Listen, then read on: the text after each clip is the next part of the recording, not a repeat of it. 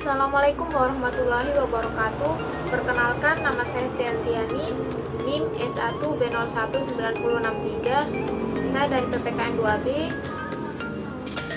Video ini saya buat untuk memenuhi tugas ujian akhir semester mata kuliah Ilmu Politik. Di sini saya akan menjelaskan tentang pandemi COVID-19 antara krisis kesehatan atau krisis ekonomi.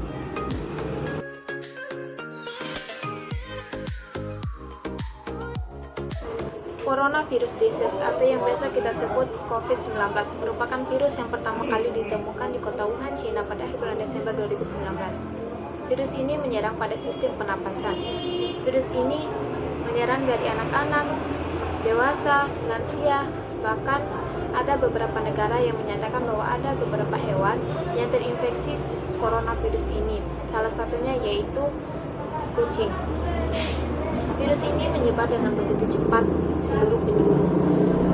Virus ini sudah tersebar ke 180 negara dengan tingkat kecepatan penyebaran yang begitu cepat, sehingga COVID-19 ini memukul sektor bukan hanya sektor kesehatan saja. Salah satu sektor yang mengalami dampak dari pandemi ini adalah sektor perekonomian.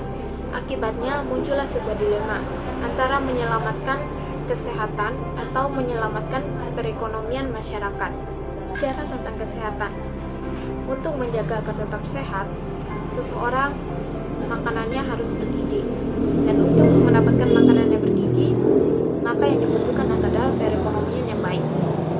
Maka di sini tidak bisa dipisahkan antara perekonomian dan kesehatan, karena untuk mendapatkan kesehatan, maka seseorang itu harus membutuhkan perekonomian yang cukup, dan untuk mendapatkan perekonomian yang cukup, seseorang itu harus memiliki kesehatan yang baik. Disinilah adalah hubungan timbal balik antara kesehatan dan perekonomian.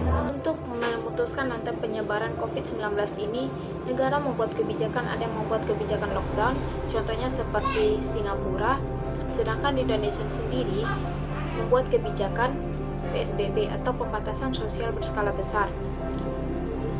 Akan tetapi, meskipun kebijakan ini sudah dilaksanakan, jumlah yang dinyatakan positif corona semakin bertambah. Data dari Kementerian Kesehatan Republik Indonesia tentang perkembangan COVID-19 di Indonesia pada tanggal 24 Juni 2020 dinyatakan bahwa ada 49.009 jumlah yang positif COVID-19. Jika pemerintah membuat kebijakan yang ketat seperti lockdown, maka yang akan terjadi adalah resesi ekonomi yang makin parah. Salah satunya yaitu jumlah pengangguran yang semakin meningkat, karena pandemi ini mempengaruhi ekspor barang atau produk dari perusahaan, sehingga ada beberapa perusahaan yang melakukan PHK kepada karyawannya karena menurunnya produksi barang, dan ada juga beberapa perusahaan yang melakukan pemotongan gaji kepada beberapa karyawannya. Tekanan pandemi COVID-19 memukul keras negara-negara yang tingkat penyebarannya lebih parah, di mana negara-negara tersebut memiliki ketergantungan terhadap perdagangan global, pariwisata, dan ekspor komoditas. Di Indonesia sendiri, sektor pariwisata mempunyai peranan penting dalam perekonomian di Indonesia, di mana sektor pariwisata ini merupakan atau memiliki kontribusi devisa terbesar kedua setelah kontribusi hasil ekspor kelapa sawit.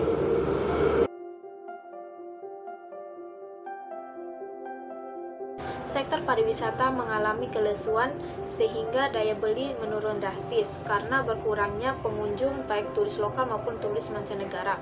Surat edaran yang dikeluarkan pada tanggal 18 Maret 2020, di mana surat itu menyatakan bahwa segala kegiatan yang berkaitan dengan sektor kepariwisataan dan ekonomi kreatif diberhentikan sementara demi mencegah penyebaran COVID-19.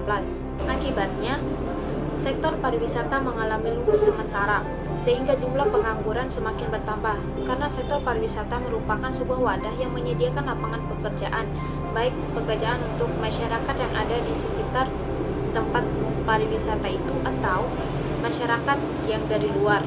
Contohnya yaitu Aston Bogor Hotel and Resort yang melakukan penutupan pada tanggal 22 Mei 2020 dan 120 karyawan yang dipulangkan karena adanya penurunan bisnis akibat pandemi COVID-19. Jadi, Antara kesehatan dan ekonomi, semuanya sama-sama penting, semuanya sama-sama dibutuhkan. Akan tetapi, menurut saya di sini sebaiknya pemerintah memprioritaskan penanganan COVID-19 karena apabila pandemi ini sudah berakhir, maka pemerintah bisa fokus untuk memperbaiki atau menata kembali perekonomian yang bermasalah.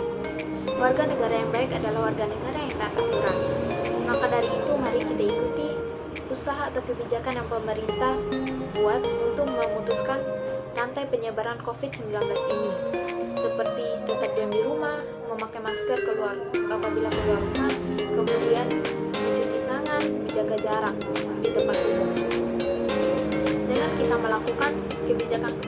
melaksanakan kebijakan tersebut, maka kita sudah melakukan sebuah usaha bela negara karena kita sudah membantu pemerintah dalam mengurangi penyebaran COVID-19 ini. Selain itu, mari kita bantu petugas medis dalam menangani pandemi ini. Mari kita bantu, berikan semangat kepada mereka.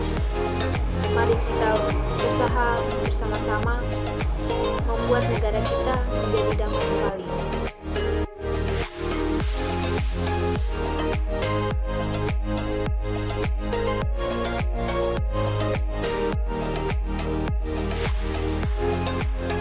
Sekian yang dapat saya sampaikan. Lebih dan kurangnya saya mohon maaf apabila ada kesalahan kata yang tidak berkenan. Saya mohon maaf. Terima kasih. Wassalamualaikum warahmatullahi wabarakatuh.